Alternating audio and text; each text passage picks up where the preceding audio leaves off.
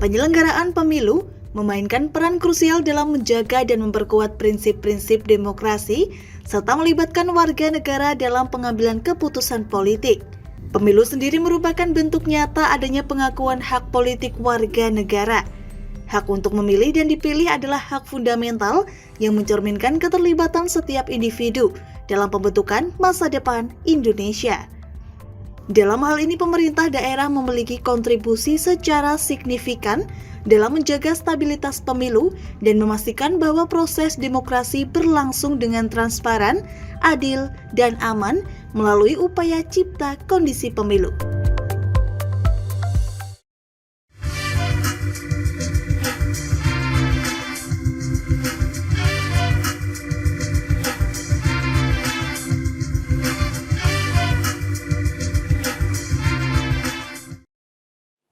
Selamat pagi pemirsa Lingkar TV dimanapun Anda berada. Frega Lustianti senang bisa membersamai Anda dalam Sapa Jateng Lingkar TV episode kali ini. Pemirsa, kalau kita membahas mengenai pemilu yang nantinya akan menjadi gelaran pesta demokrasi besar di Indonesia pada tahun 2024 mendatang, nah pastinya butuh peran dan juga upaya untuk menciptakan sistem pemilu yang aman dan juga sukses bagi Indonesia sendiri. Dan pada kesempatan kali ini, kami akan membahasnya bersama dengan narasumber yang hadir pada kesempatan kali ini dalam dialog cipta kondisi pemilu sambut masa depan demokrasi lebih maju. Dan ada keempat narasumber yang telah hadir di samping kiri saya yang akan saya sapa terlebih dahulu. Ada Pak PJ Bupati Jepara, Bapak Edi Supriyanta. Apa kabar Bapak? Baik ya Pak ya. Sehat, alhamdulillah. Kemudian ada Ketua Komisi Pemilihan Umum Kabupaten Jepara, Bapak Aris Andi Kusuma. Bapak, selamat pagi. Pagi. Kemudian ada Pak Kapolres Jepara, Bapak AKBP Wahyu Nugroho Setiawan. Terima kasih. Kabar sehat Pak? Alhamdulillah sehat.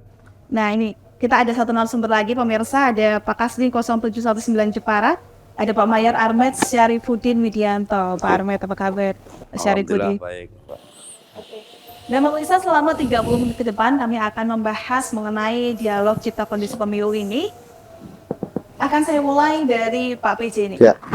Pak PJ, kabar dan juga situasi Kabupaten Jepara akhir-akhir ini seperti apa Pak menyambut pemilu 2024 mendatang? Oke.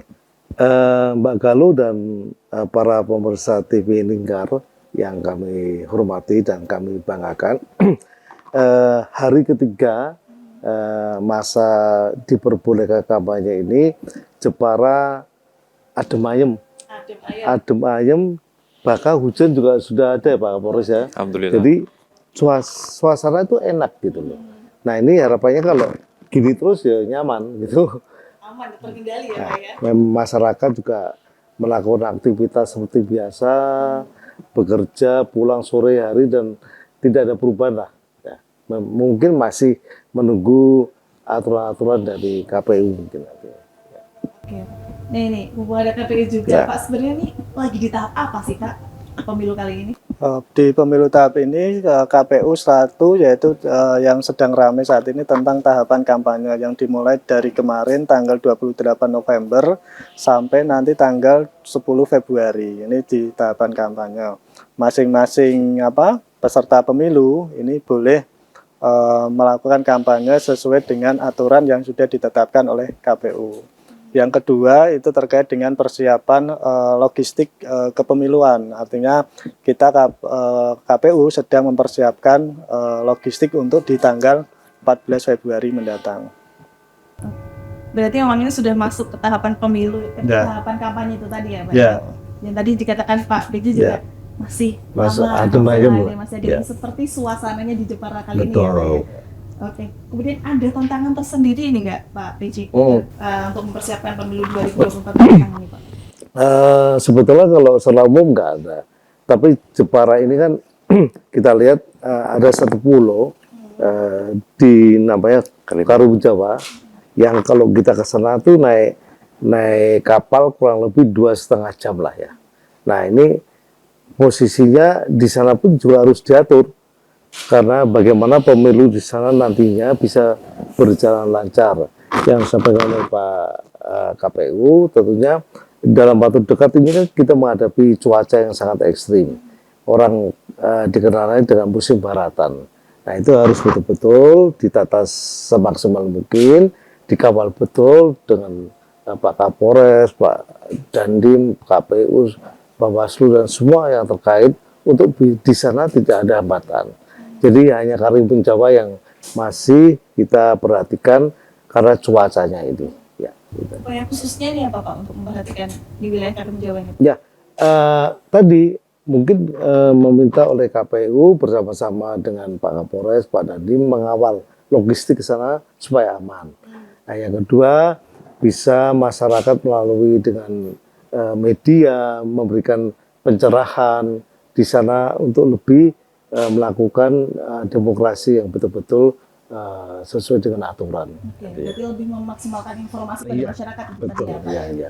Oke, ini mumpung ada Pak Kapolres di sini. Iya. Pak, sebenarnya peran dari kepolisian sendiri dalam sistem cipta kondisi pemilu ini seperti apa Pak? Iya, terima kasih. Jadi kami dari kepolisian itu menyiapkan strategi dalam rangka pengamanan pemilu ini dalam 3 klasifikasi. Yang pertama secara preemptif atau pencegahan.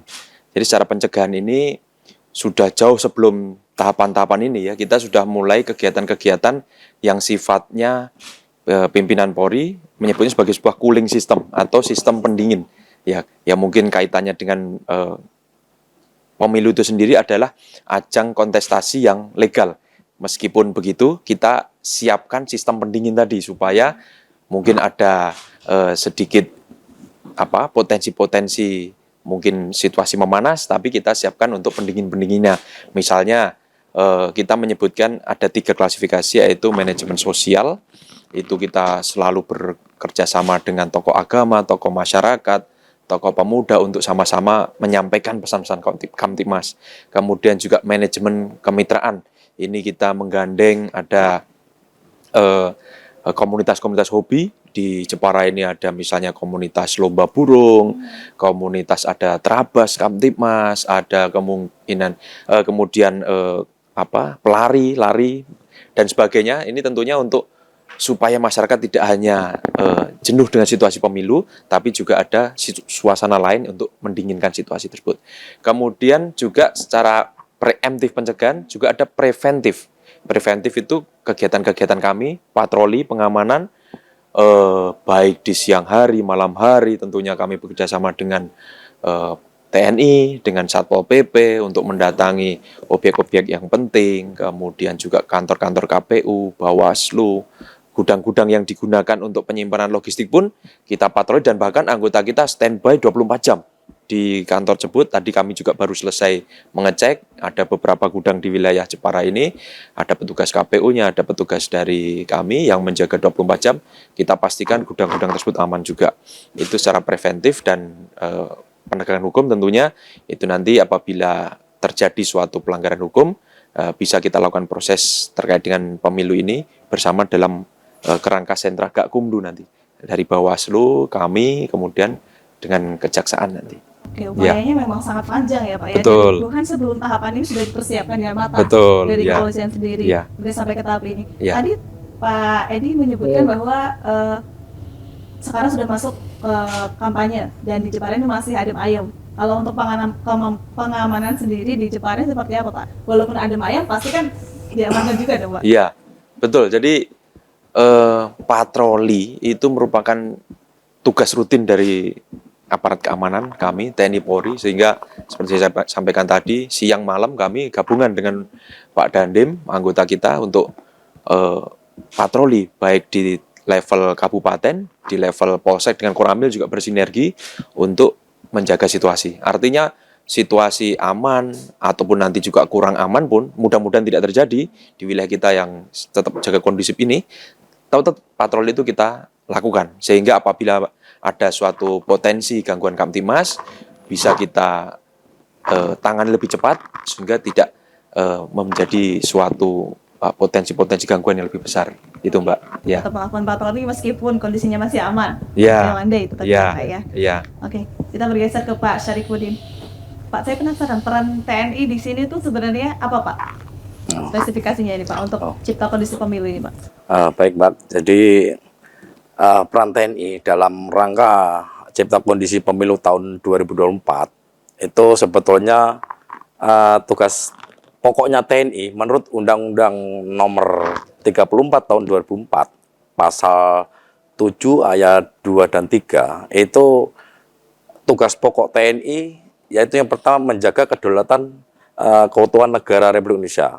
Kemudian melindungi segenap tumpah darah Indonesia.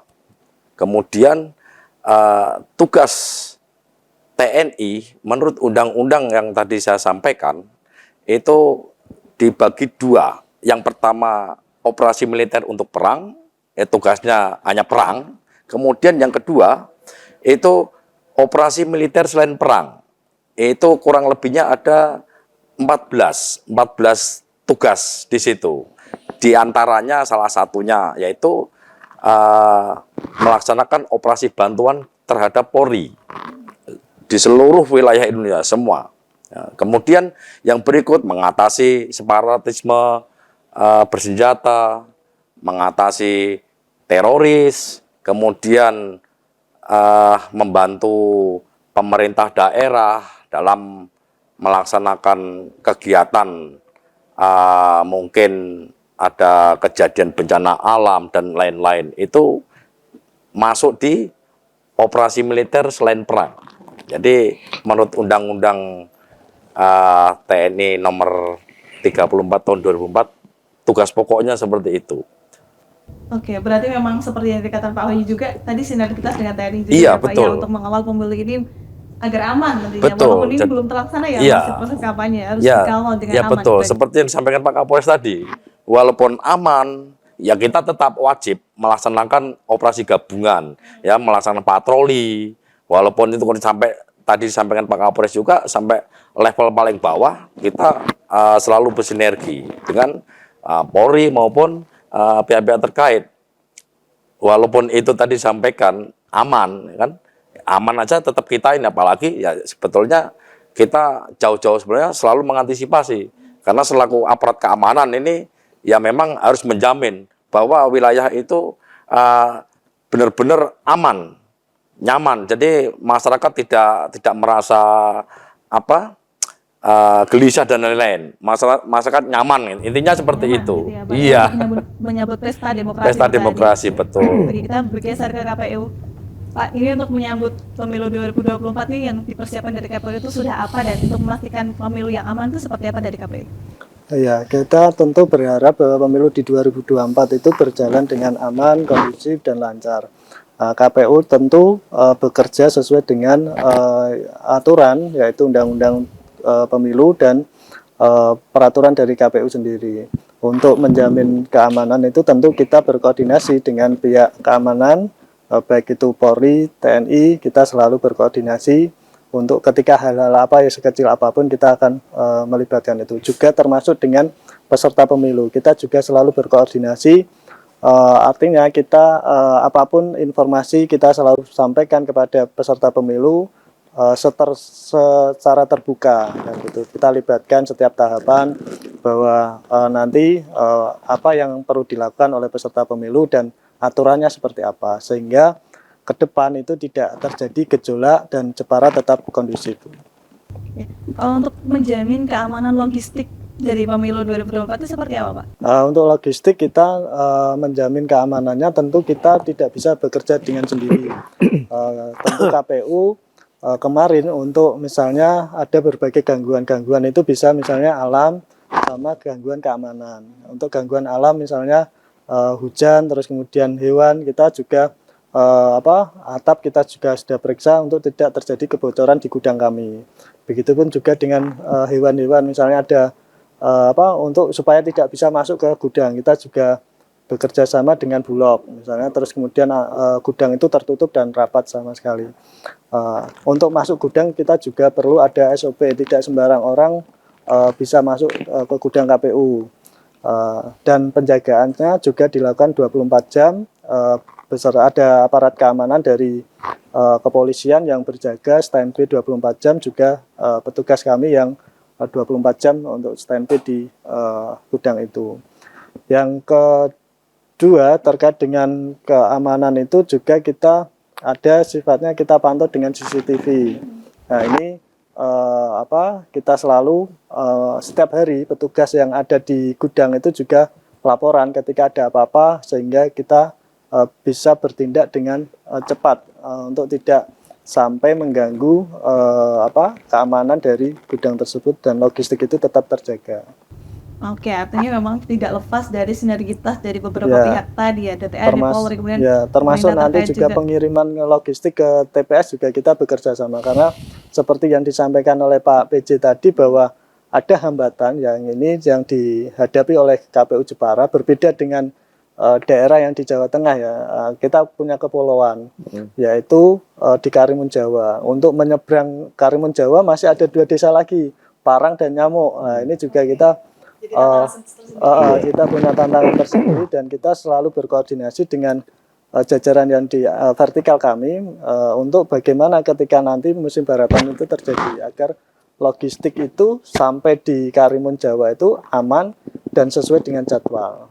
Nah, itu juga kita sudah berkoordinasi memantau kondisi gelombang yang ada di Karimun Jawa. Nanti di hari itu kita bisa mengirim kalau misalnya nanti kok tidak bisa cuaca kok buruk, dan nanti kita menyiapkan langkah-langkah bekerja sama dengan jajaran kami yang ada di atas gitu. Oke, cuaca tak menghalangi dari KPU dan juga tim terkait untuk mengawal pemilu ini untuk aman seperti itu ya Pak. Kalau di Jepara ini sebenarnya ada berapa TPS dan berapa DPT Pak? Kalau di Jepara untuk di pemilu 2024 ini ada 3.490 TPS. Sedangkan untuk jumlah pemilih yang kami tetapkan di DPT ada 914.996 jiwa. Nah ini DPT yang ada di Kabupaten Jepara untuk menghadapi pemilu 2024. Oke, kita bergeser ke Pak PJ Pak. Proses pengamanan dari masyarakat, tingkat masyarakat seperti apa dari Kabupaten Jepara sendiri? Tapi tahan sebentar Bapak, kita akan jeda terlebih dahulu. Pemirsa jangan kemana-mana, tetap bersama kami dalam Sapa Jatan Lingkar TV.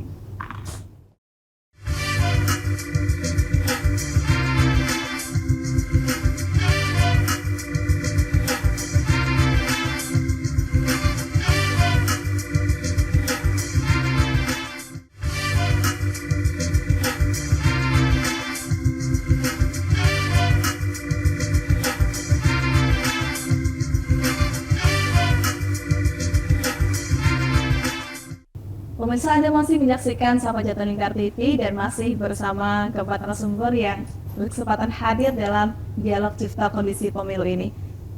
Kita melanjutkan obrolan dengan Pak PJ tadi Pak. Aksi nyata untuk masyarakat ini terkait pengamanan pemilu seperti apa Pak? Aksi nyata yang Pemda lakukan adalah kita sudah meminta kepada para camat, Pak Lurah khususnya untuk bisa memberikan sosialisasi kepada masyarakat agar melakukan kegiatan-kegiatan yang tidak membuat suatu hal-hal yang bisa menimbulkan kerawanan terhadap kondisi di wilayah masing-masing gitu ya. Nah itu yang nyatanya. Namun demikian dari kami juga koordinasi dengan Pak Kapolres, Pak Dandim, dan kami juga punya aparat Satpol PP untuk mengawal kegiatan-kegiatan yang dilakukan oleh baik Bawaslu maupun oleh KPU. Gitu ya. Oke, berarti memang aksi nyata itu dari RT, RW, kelurahan seperti itu ya Pak ya, dari tingkat bawah melibatkan sendiri. dari RT, RW sampai kelurahan. Nah, oke. Kalau untuk dari Polres sendiri seperti apa ini Pak untuk aksi nyata ke masyarakat pengamanannya? Iya, jadi kita di level desa itu ada namanya Babin Kamtipmas, kemudian strategi baru pimpinan Polri juga ada namanya Polisi RW yang menyentuh sampai tingkat RW. Itu petugas-petugas tersebut kita terjunkan di tengah masyarakat dalam arti untuk selalu berkomunikasi, menjalankan patroli secara dialogis, kemudian juga menyerap informasi. Artinya apakah ada potensi-potensi konflik di tengah masyarakat, mungkin ada masalah-masalah yang belum terselesaikan, itu sedapat mungkin bisa dibantu untuk diselesaikan.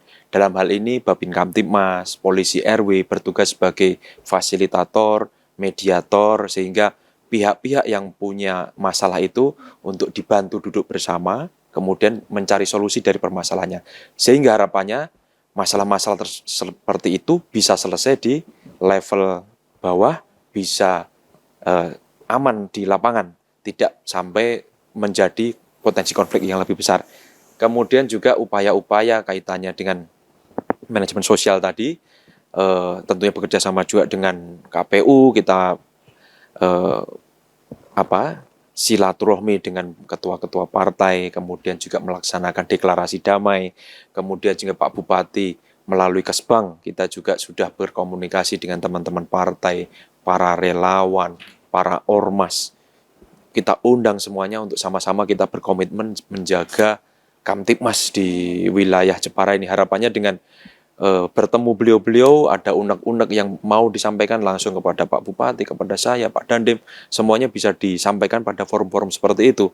Sehingga tentunya melalui dialog-dialog seperti ini, harapannya tidak ada sumbatan-sumbatan aspirasi yang langsung bisa kita terima dan kita berikan solusi. Kira-kira itu, Mbak. Oke, jadi memang harapannya itu ketika ada konflik ya diselesaikan dari tingkat bawah dulu sebisa Betul. mungkin gitu ya Pak ya, Betul. sebelum masuk ke konflik yang lebih besar berarti Betul, gitu. betul. Oke, kalau untuk dari TNI sendiri bagaimana Pak? Baik, Mbak. Jadi apa yang sudah disampaikan untuk aksi nyata di lapangan, apa yang disampaikan Pak Bupati maupun Pak Kapolres, sebetulnya kita kan selalu komunikasi, koordinasi sama-sama bersama Forkopimda. Jadi apa juga yang disampaikan Pak Kapolres tadi, kalau tingkat bawah itu ada Babin Kamtibmas, kami pun juga ada Babinsa. Itu selalu bersinergi. Di tingkat bawah itu jalan bareng, masuk ke desa-desa, ke door to door. Intinya mengumpulkan atau mencari informasi yang kira-kira mungkin kalau ada permasalahan ya memang harus segera kita selesaikan tingkat bawah. Jadi tidak meluas berkembang nanti. Jadi kalau sudah tingkat bawah masyarakat sudah merasa nyaman. Kalau sudah ada aparat di situ udah sama-sama duduk bareng di situ. Kemudian kalau di TNI itu ada namanya metode Komsos. Ya. Komsos itu komunikasi sosial. Ya, jadi kita Babinsa saja silaturahmi ke masyarakat itu sudah melaksanakan tugas.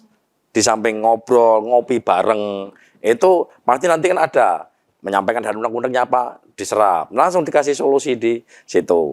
Kemudian tadi juga disampaikan Pak Bupati juga selama ini juga kita jalan bareng bersisinergi mensosialisasikan baik itu mengundang pimpinan-pimpinan partai, relawan pendukung, intinya menghimbau menyampaikan dalam arti ya tetap menjaga persatuan dan kesatuan. Memang pesta demokrasi ini kan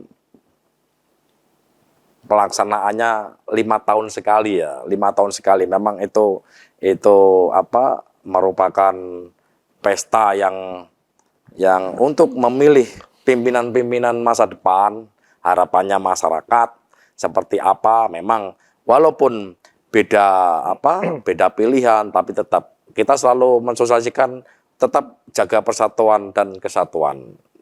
Tetap menjaga kerukunan sesama, kemudian juga kita bersinergi juga dengan tokoh agama, tokoh masyarakat, elemen masyarakat, ormas dan lain, intinya untuk menjaga, menciptakan situasi yang kondusif lah, seperti itu kira-kira. Kalau biasanya Pak, yang ditemui di masyarakat itu permasalahan seperti apa dan pola penanganannya seperti apa mitigasinya? Ya, diantaranya tadi yang disampaikan Pak Kapolres tadi, ya mungkin ada berita hoak dan ini. Intinya kalau ada berita-berita ini tidak usah terpengaruh lah. Kita selalu Babinsa kita maupun Babin Kamtibmas itu di lapangan menyampaikan tidak usah terpengaruh sama berita hoak, belum tentu kebenarannya. Jadi tidak usah terpengaruh. Yang penting wilayah kita itu nyaman, adem, ayem, tidak terpengaruh sama berita-berita nggak jelas. Jadi seperti itu. Ya. Jadi kan kita bergeser ke KPU nih. Pak, ini kan kalau melihat data pemilu kan kebanyakan dari generasi Z. untuk memastikan agar generasi Z itu juga memperoleh informasi yang sama seperti yang lain itu seperti apa Pak dari KPU? Ya, tentu kami dari KPU tidak berhenti-henti melakukan sosialisasi. Dalam sosialisasi terhadap pemilih pemula, kita kerjasama dengan Dinas Pendidikan, terus kemudian dengan Kementerian Agama. Nah, kita menyasar di sekolah-sekolah dan madrasah untuk terus melakukan sosialisasi terkait dengan tata cara pemilihan, terus kemudian peserta pemilu dan istilahnya untuk mengajak mereka untuk berparti aktif dan menghindari tidak ikut menjadi penyebar berita-berita hoaks. Itu terus kita lakukan secara pertemuan secara langsung maupun kita sosialisasi dengan media sosial. Kita juga punya media sosial yang biasanya generasi muda itu kan mengikuti media sosial yang ada aktif di situ, dan kita terus tidak berhenti-henti untuk melakukan itu. Nah, tentu kita juga bekerja sama dengan Dinas Kependudukan untuk terkait dengan perekaman KTP agar nanti di pemilu di 14 Februari nanti ketika belum mempunyai KTP, generasi muda ini bisa mempunyai KTP untuk digunakan untuk menyalurkan hak pilihnya. Oke, berarti memang tahapannya juga banyak ya, bekerja sama dengan pihak terkait seperti Dinas Pendidikan dan juga Kementerian dari Agama, Kementerian Agama juga ya, untuk memastikan informasi tersebar dengan luas kepada generasi Z sekarang.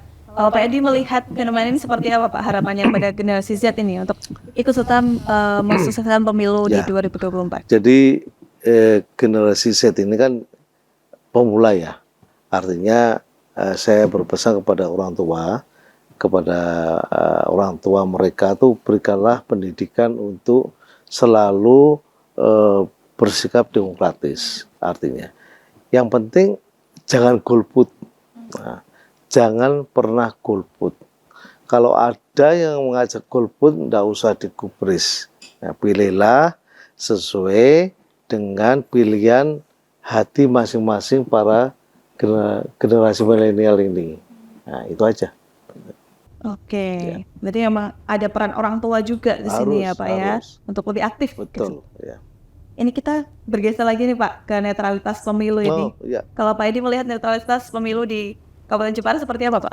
Kalau saya melihat, insya Allah berjalan ya. Jadi seperti ASN ini memang sesuai tugasnya. Saya larang untuk berpihak kemanapun. Artinya selaku ASN bekerja sesuai dengan tupoksi. Sesuai arahan Bapak Presiden, Bapak Jokowi, arahan dari Pak Mendagri, arahan dari Pak Gubernur, dan arahan dari kami sendiri kepada seluruh ASN untuk netralitas. Layani masyarakat yang memerlukan bantuan sesuai dengan tugas masing-masing. Karena Jepara masih ada stunting, masih perlu diperhatikan, kemiskinan masih perlu juga diturunkan, inflasinya harus dijaga, ekonomi harus stabil, kan gitu kan. Makanya ini harus selaku ASN juga harus melayani semuanya, kan begitu. Insya Allah netral lah. Oke, Ya. masih banyak PR yang perlu dikerjakan. Masih. Ya? Oke. Ini kalau kita bergeser ke Pak Wahyu, Ya. kalau di tingkat kepolisian sendiri terkait netralitas ASN seperti apa Pak? Ya, secara instrumen di kepolisian sudah ada yang mengatur baik Undang-Undang Polri sendiri, kemudian juga terkait dengan peraturan kepolisian, kemudian terakhir ada surat edaran atau surat telegram dari Bapak Kapolri bahwasanya untuk menjaga netralitas Polri itu sudah diatur. Ya. Dan bahkan dijelaskan secara detail, misalnya kita foto tidak boleh bersama dengan caleg misalnya, ataupun berpose dengan menggunakan jari-jari tertentu, gitu. Ya, atau bahkan mungkin mengikuti acara deklarasi dan seterusnya itu tentu tidak boleh. Dan secara instrumen tersebut tentunya kita jabarkan kepada jajaran, baik seluruh anggota Polri, kemudian perbagian, Babin Kamtimas, polisi RW, semua kita tekankan aturan-aturan yang sudah dibuat oleh pimpinan tersebut agar anggota benar-benar memahami dan bisa menjalankan di tengah-tengah tugasnya di tengah masyarakat. Dan bahkan untuk istri anggota pun kemarin juga kita kumpulkan Bayangkari, istri anggota Polri ada namanya Bayangkari. meskipun secara pribadi dia anggota istri anggota itu kan boleh dia mempunyai hak pilih, tapi tidak kita izinkan untuk menggunakan fasilitas dinas, misalnya gedung Polres ataupun seragam, bahkan seragam Bayangkari pun kita minta tidak digunakan dalam rangka misalnya dia mengikuti kegiatan politik tersebut. Sehingga harapannya dengan upaya-upaya itu kita bisa menjaga netralitas kita di tengah situasi pemilu ini. Oke, sudah diatur sedemikian rupa Ya. agar netralitasnya tetap terjaga gitu Betul. ya Pak ya. Betul. Kalau dari TNI sendiri seperti apa Pak? Baik Mbak, jadi kalau di institusi TNI, saya kira juga nggak jauh beda dengan dari Pak Kapolres sampaikan. Kita pun juga sama, melalui surat telegram dari Panglima TNI turun ke bawah. Memang kita hukumnya wajib dalam arti wajib netral, tidak memihak salah satu calon dan lain-lain tidak. Kemudian kalau memang dari kita itu untuk sementara TNI Polri ini memang hak memilih dan dipilih itu kan sementara dicabut. Selama kita masih aktif, belum purna, kita tidak boleh terjun baik itu berpolitik praktis dan lain-lain atau mungkin tadi disampaikan Pak Kapolres juga foto berpose sama calon tidak boleh. Termasuk kalau di kita itu istri-istri kita namanya Persit, kalau Polri kan Bayangkari, kalau kita Persit sama juga tidak boleh. Kita tidak boleh Persit menggunakan fasilitas dinas, kantor atau aula untuk melaksanakan atau melakukan hal-hal yang bersifat hubungannya politik, nggak boleh. Kita pun juga, saya pribadi, istri anak saya milihnya siapa juga saya nggak ini. Monggo silakan, karena itu hak asasi mereka, ya, hak asasi mereka. Karena siapapun yang terpilih nantinya itu juga secara tidak langsung juga nggak berpengaruh sama kita. Siapapun yang terpilih, ya kita tetap akan mendukung. Kita akan mendukung apapun siapapun itu. Jadi memang TNI Polri itu ASN juga hukumnya wajib netral. Jadi tidak ada yang mempengaruhi ini. Monggo silakan. Ya, silakan, itu hak asasi mereka masing-masing. Misalnya pilih sesuai hati nurani masing-masing. Jadi seperti itu. Sebenarnya Pak itu juga netralitas di Jepara aman. Aman. Iya. Aman. Oke, kita akan membahas lebih lanjut lagi di segmen setelahnya. Dan di segmen ketiga ini kita ada question box. Bagi pemirsa yang akan bertanya mungkin langsung dikirimkan saja ke sosial media Lingkar TV dan akan kami bacakan dan tentunya dijawab oleh para narasumber yang telah hadir pada kesempatan kali ini. Dan jangan kemana-mana pemirsa, tetap bersama kami dalam Sepejatan Lingkar TV.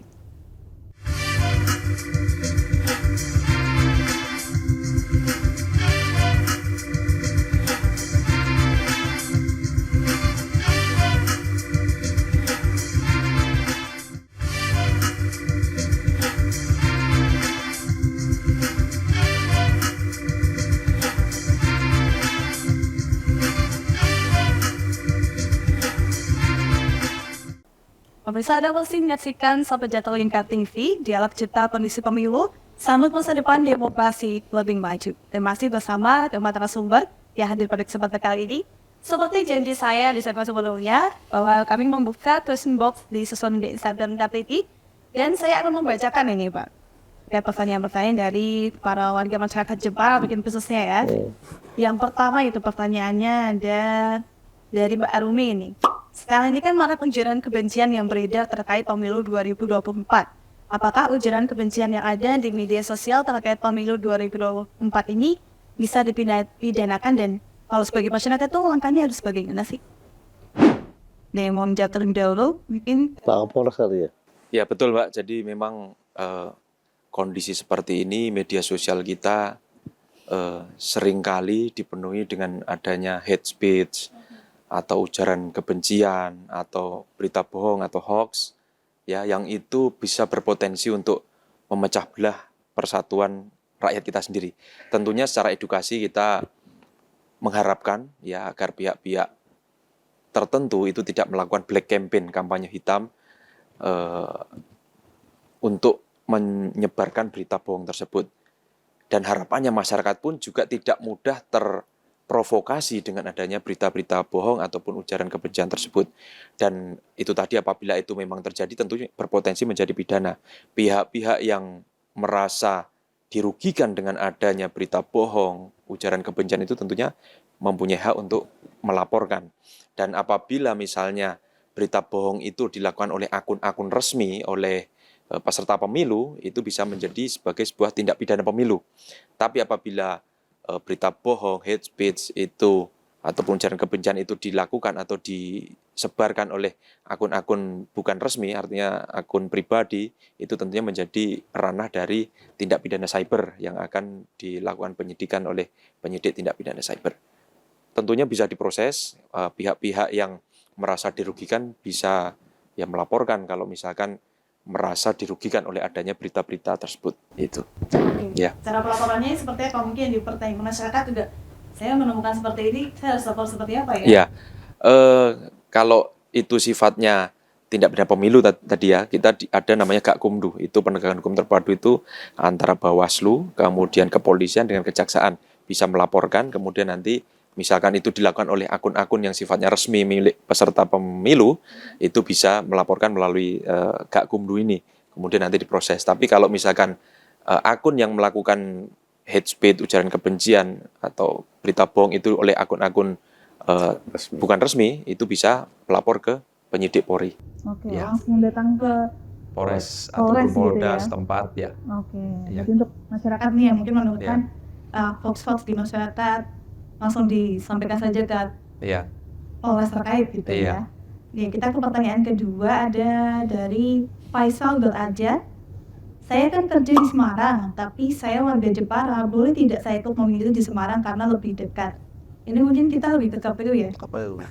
Ya, Monggo, Pak, untuk pertanyaan tersebut. dia diperbolehkan memilih di Semarang. Nanti bisa jadi bisa nanti mengurus di Jepara atau mengurus di Semarang. Nanti kalau misalnya mau diurus di Jepara atau di Semarang pun juga tingkatannya sama, mau mengurus di desa atau di kecamatan atau bahkan di KPU kabupaten kota. Nanti mengajukan saja bila pengen pindah memilih di kabupaten atau kota Semarang. Di lokasi nanti tempat boleh memindah itu kan dari asalnya atau tujuannya. Dua-duanya boleh diurus, mau memilih di mana, mau mengurusnya.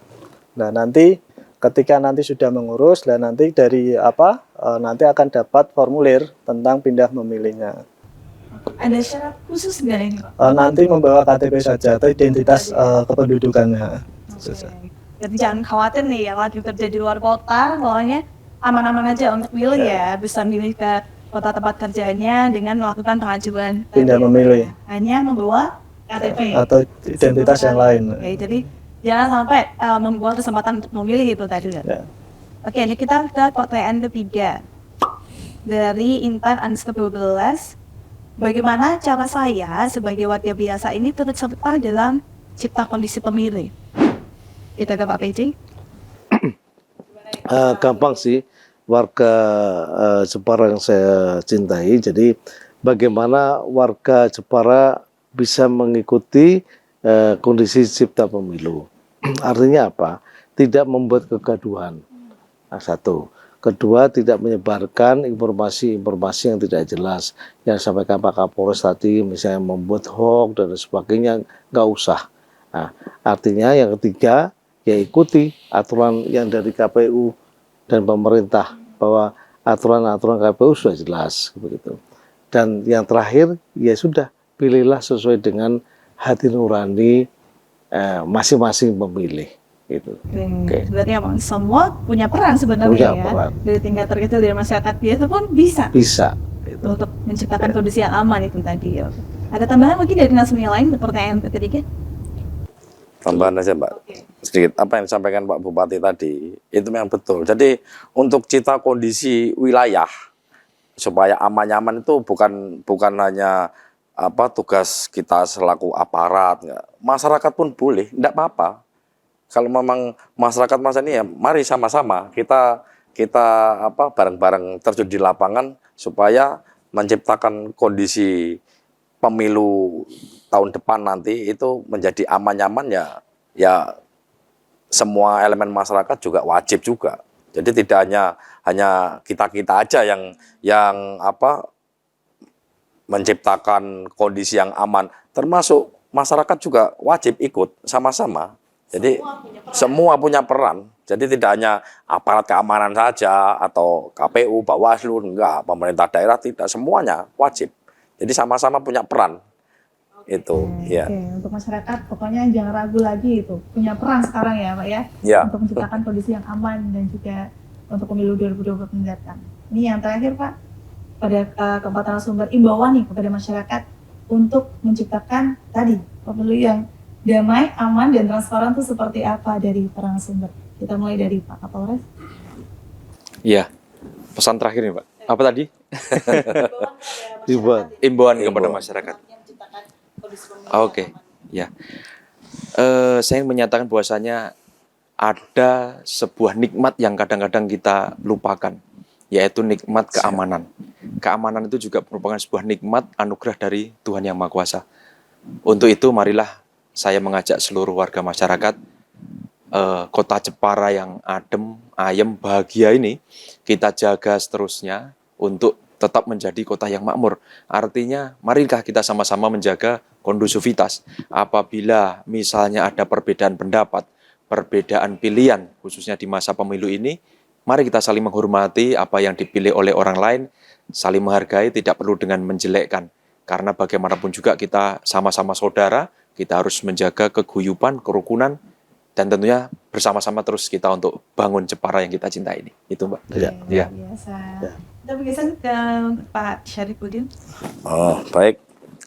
Jadi saya mengimbau kepada masyarakat Jepara, ya, pada khususnya, jadi dalam menghadapi pemilu tahun depan, ya, kami menghimbau kepada seluruh warga Jepara supaya kita tetap saling menghormati, ya, saling menghormati sesama masyarakat, walaupun kita beda pilihan, ya, tapi tetap jaga kerukunan, ya, kerukunan berbangsa dan bernegara. Kemudian tidak usah terpengaruh, ya, sama berita-berita yang nggak jelas, yang hoax itu, ya, nggak usah. Jadi tetap pada pendirian. Kalau memang itu kira-kira merugikan, ya sudah nggak usah diikuti. Ya, jadi saya sekali lagi menghimbau kepada masyarakat Jepara khususnya, mari kita ciptakan kondusivitas wilayah di Jepara ini dalam rangka cipta kondisi pemilu 2024 menjadi aman, nyaman, dan damai. Saya kira itu saja. Terima kasih. Oke, nanti kita bergeser ke Pak Aris, Ya, tentu kita mengajak masyarakat Jepara dan masyarakat secara umum yang mempunyai hak memilih dan mempunyai syarat memenuhi syarat untuk memilih untuk datang ke TPS di tanggal 14 Februari 2024. Tentu pemilu ini sebagai ajang untuk menyalurkan aspirasi, bahkan pemilu dianggap sebagai pesta demokrasi. Dalam melaksanakan pesta itu tentu ada rasa kekeluargaan, kehangatan, kedamaian. Nah, ini yang perlu kita jaga. Siapapun yang nanti terpilih, tentu kita harus menghormati dan kita jaga keamanan yang sudah kondusif ini untuk kita terus jaga untuk demi kesejahteraan masyarakat bersama. Nih, terima kasih Pak Aris. Ini terakhir nih, kita ke Pak Edi. Ya. Hubungan pada masyarakat Pak. Warga Jepara yang saya banggakan, saya cintai, sebelum pemilu kita ini menjadi saudara, menjadi teman, menjadi sahabat yang guyup rukun pada saat ini. Nah, saya himbau pada saat pemilu nanti ciptakan suasana seperti sebelum pemilu. Ojo tukaran, ojo ereyelan, hargai suara pemilih masing-masing. Buat Jepara aman dan kondusivitas sehingga Jepara bisa mensejahterakan semuanya. Oke. luar biasa empat narasumber yang telah hadir pada kesempatan kali ini, yang telah membagikan ini ya imbauan-imbauannya dan juga harapannya kepada pemilu 2024 mendatang agar aman dan juga terkendali. Betul. Yang pada intinya pemirsa, semua orang tuh punya peran dalam andil cipta kondisi pemilu kali ini, dan tentunya menciptakan kondisi pemilu yang baik ini merupakan langkah dan kunci untuk menciptakan sistem politik yang demokratis itu. Dan kita doakan bersama Bapak untuk pemilu 2024 nanti menjadi pemilu yang aman, jujur, dan juga adil. Dan akhirnya saya Galusta Kinanti beserta kerabat kru yang bertugas pamit dari hadapan Anda. Terima kasih telah menyaksikan Sapa Jatah Lingkar TV, dan terus saksikan Sapa Jatah Lingkar TV hanya di Lingkar TV. Sampai jumpa di episode-episode selanjutnya.